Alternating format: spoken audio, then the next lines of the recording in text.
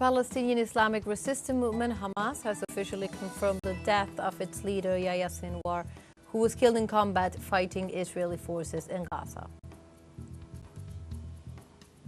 The president of Russia, Vladimir Putin, delivered a speech before international BRICS media and affirmed that the United States cannot stop the rise of China's development. And the President of the United States, Joe Biden, arrived in Berlin on Friday to hold bilateral meetings with German Chancellor Olaf Scholz.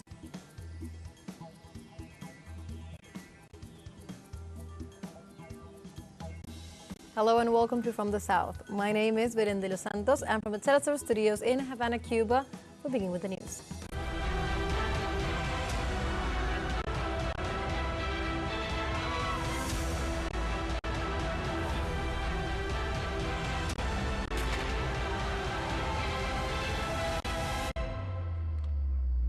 The Palestinian Islamic Resistance Movement, Hamas, has officially confirmed the death of its leader, Yahya Sinwar, who was killed in combat fighting Israeli forces in Gaza.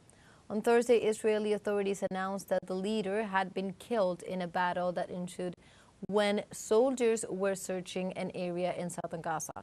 Drone footage released by military showed Sinwar badly wounded inside a bombed building, still managing to fight off the Zionist regime's attack.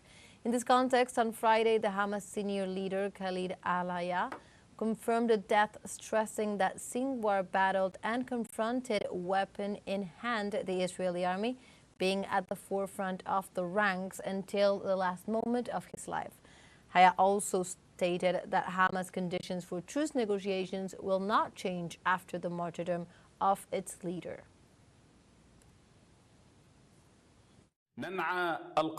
We mourn the great leader, the martyred brother, Yahya Sinwar, Abu Ibrahim.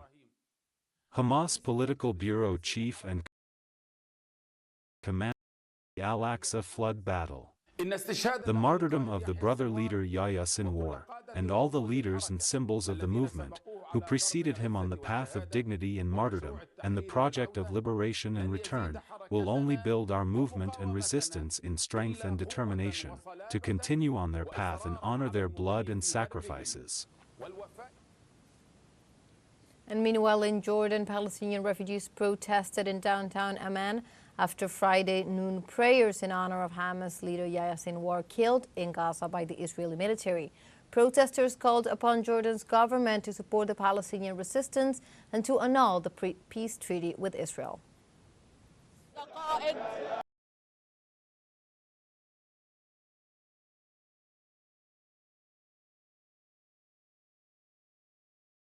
If a leader is martyred, 100 leaders will take his place. If a resistant fighter is martyred, 1,000 resistant fighters will take his place. In this region, we are defending our existence, defending our land, defending our freedom and dignity. We have no path but resistance. We have no path but victory or death. We will stay here. We will win or die. The resistance will continue until the occupation leaves all of Palestine, from the river to the sea. The Jordanian people affirm in the streets of Amman their support for the resistance and the martyrs. We ask God Almighty to join us with them. We also commend the operation that took place today, at dawn today, in the south of the Dead Sea on the Jordanian side, to affirm that the flame of resistance continues, no matter how many martyrs the occupation targets. Also in this context, in Israel, genocidal forces announced on Thursday that the Lebanese Islamic Resistance Movement shot to death 5 Israeli military belonging to the elite Golani group. According to local media briefings, the Golani members entered a construction they had identified as safe, with Hezbollah fighters then opening fire on them from a very close distance. The attack by the resistance organization is a forceful response to the Zionist regime repeated shelling of the Lebanese population.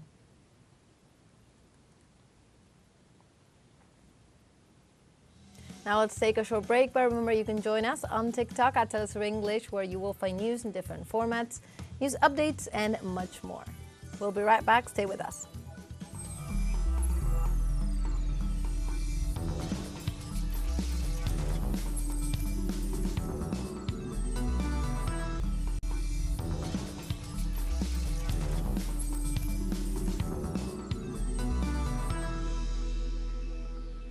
Welcome back from the south.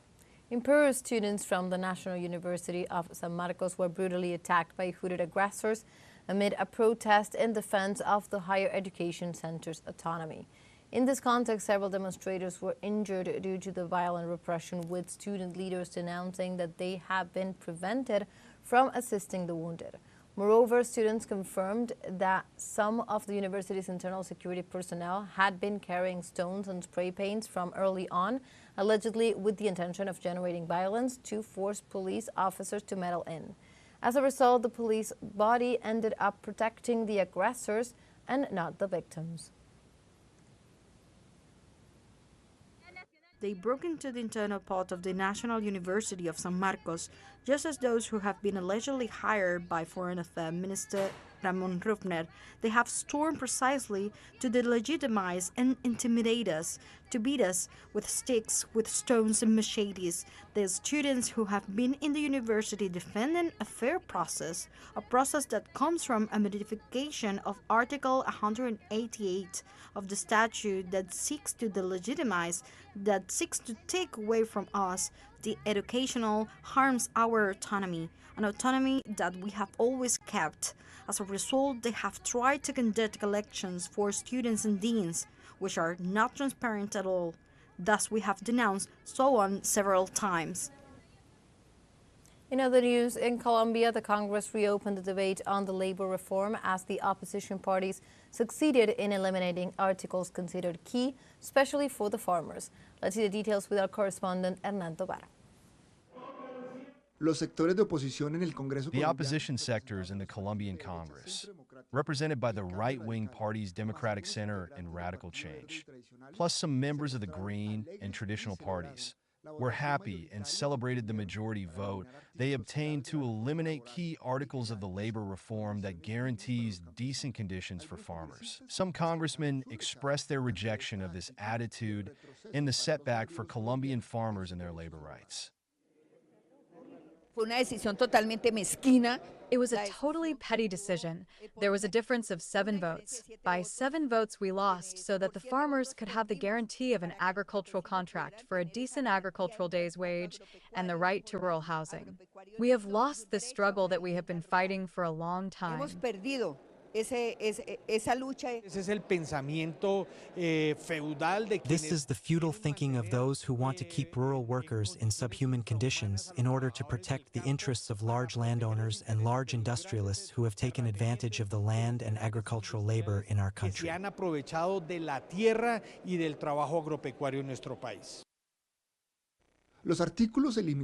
The articles eliminated were related to the guarantee of social benefits and an employment contract backed by a legal minimum wage, in addition to having decent conditions for their daily performance. The peasant organizations have already assured that they will resort to international bodies to ensure and respect these rights that the opposition sectors and large associated unions want to disregard. We are going to denounce this to the International Labor Organization because it is really an alarming situation in the Colombian case. The levels of poverty in the countryside and this denial of these 3 fundamental rights of the 3 Articles 31, 32, 33 will further aggravate the life situations of rural workers.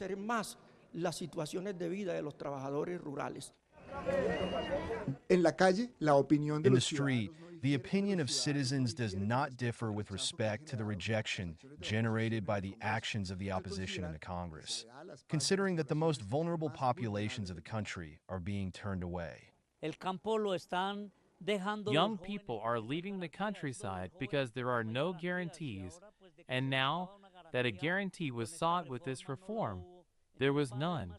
So there will be migration of young people to the cities, and we will have more criminality. We must base the right to work, which is an inalienable right at international level. Despite this context, the reform finally managed to advance in the second debate in the House of Representatives, although 2 more debates are still pending in the Senate. For their part, the congressmen who are the rapporteurs hope that these points can be taken up again in the discussion and keep them alive for the remainder of the Colombian legislature. Hernán Darío Tobar Gaitán, teleSUR, Bogotá, Colombia. In Ecuador, a Turkish ship brings hydroelectric power to the country in the midst of the ongoing electricity crisis. In this regard, the Turkish-owned ship Emre Bey has docked at the port in Guayaquil as the South American country continues to suffer blackouts amid a severe drought that has affected its hydroelectric power plants.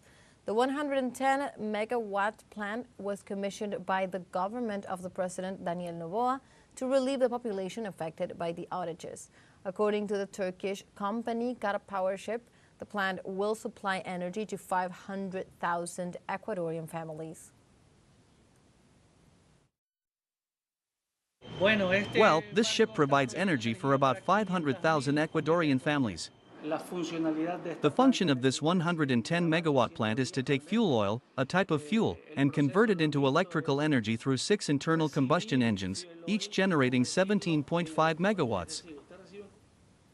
In other news, in Panama, popular organizations participated in a march to the presidency of the Republic in rejection of the privatization of the state Social Security Fund. During the mobilization, the organizations and the National Confederation of Independent Union, CONUSI, presented their demands that included the return to the solidarity system for the payment of pensions. The protesters also rejected the government's libertarian plan, which seeks to increase the retirement age and the number of quotas to favor the retirement and the administration of pension funds.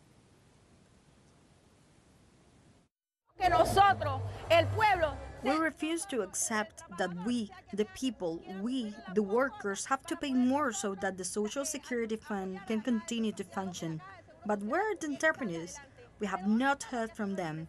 They talk about negotiations, but it's a negotiation between them, where they don't even take into account what the workers want.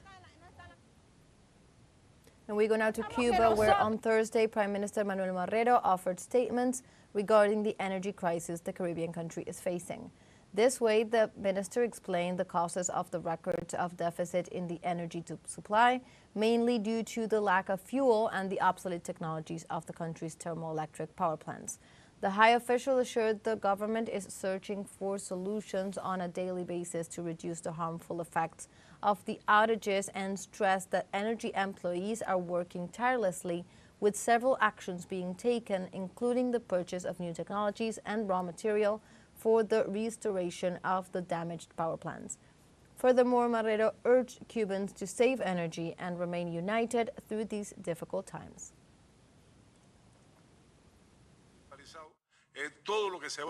We have analyzed everything that is going to be done in order to improve living conditions, activities, and offers to the population for the end of the year. So we are developing this whole process. We are making strong exchanges. It is not a control, but it is a search for solutions in the field. And this closes the circuit of all previous processes, as is the case that our first Secretary of State has been developing extraordinary plenary sessions of the provincial committees of the party where they have analyzed all these problems, but from the political point of view. And in the Dominican Republic, a riot of Haitians took place in the Jaina Vacation Center due to inhumane conditions.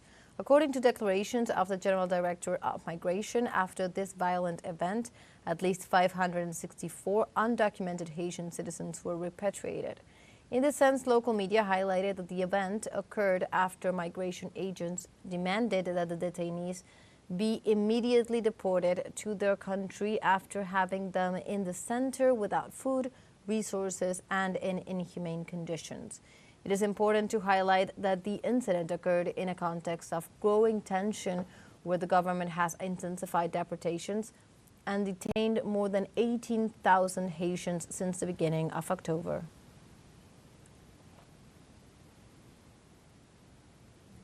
We have a second short break coming up, but before we invite you to visit our YouTube channel at teleSUR English.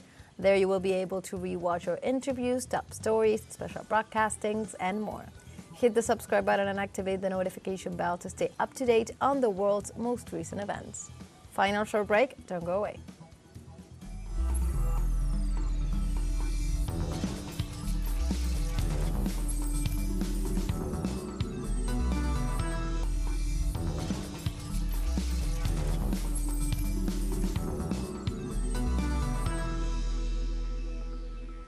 Welcome back to From the South.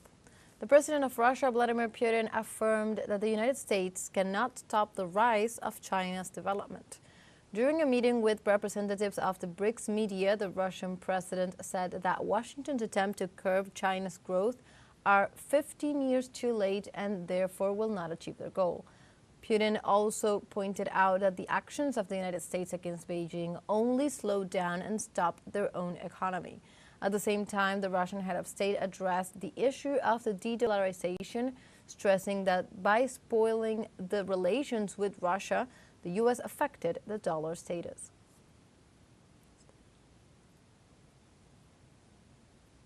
We continue in Russia as the Ministry of Emergency Situations of the Amur province in the country's far east reported that a truck containing fireworks exploded after hitting another vehicle.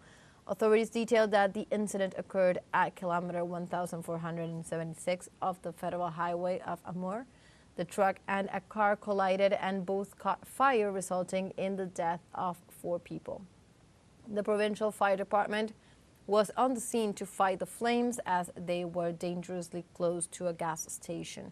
According to the official report, the cause of the accident was the recklessness of one of the drivers who refused to give the right of way.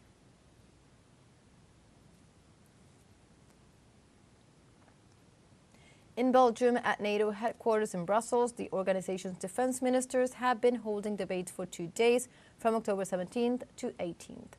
There, a new NATO initiative is likely to be passed at the meeting to lower procurement costs by streamlining processes through standardization. Official sources confirm that Ukraine will be a NATO member in the near future. Therefore, special attention has been drawn to Ukrainian Defense Minister Rustem Umerov as supplying weapons and any kind of support to Ukraine in the war on Russia has been the main discussed affair. NATO Secretary General addressed this issue. Ukraine is not an act of charity. It is also an investment in our own security. Because the cost of letting Putin have his way would be much higher than the cost of supporting Ukraine. Ukraine's fight is our fight. Meanwhile, the President of the United States, Joe Biden, arrived in Berlin on Friday to hold bilateral meetings with German Chancellor Olaf Scholz. As part of his agenda, Biden will also carry a 4-way meeting that will also include French President Emmanuel Macron and the British Prime Minister Keir Starmer. The main topics of the encounter would be the support to Ukraine in the current conflict and also the escalation of violence in the Middle East. The U.S. president arrived in Germany a week later than scheduled due to the hurricane that hit the south of his country.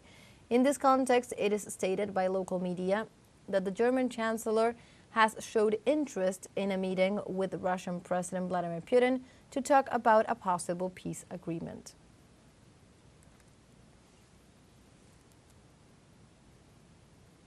And a new report issued by the United Nations on Thursday says that more than 1 billion people live in acute poverty in the world today. According to the UN Development Programme report, countries at war have higher levels of deprivation across all indicators of the multidimensional poverty, with more severe disparities in nutrition, access to electricity, and access to water and sanitation. On the other hand, the study showed that some 584 million people under 18 were experiencing extreme poverty, accounting for 27.9% of children worldwide, compared with 13.5% of the adults. Moreover, child mortality in conflict settings was 8%, compared to 1.1% in peaceful countries. And like this, we have come to the end of this news brief. You can find these and many other stories on our website at telesurenglish.net. And also join us on social media. We are on Facebook, X, Instagram, Telegram, and also on TikTok. For TeleSUR English, my name is Belén de los Santos. Thank you for watching.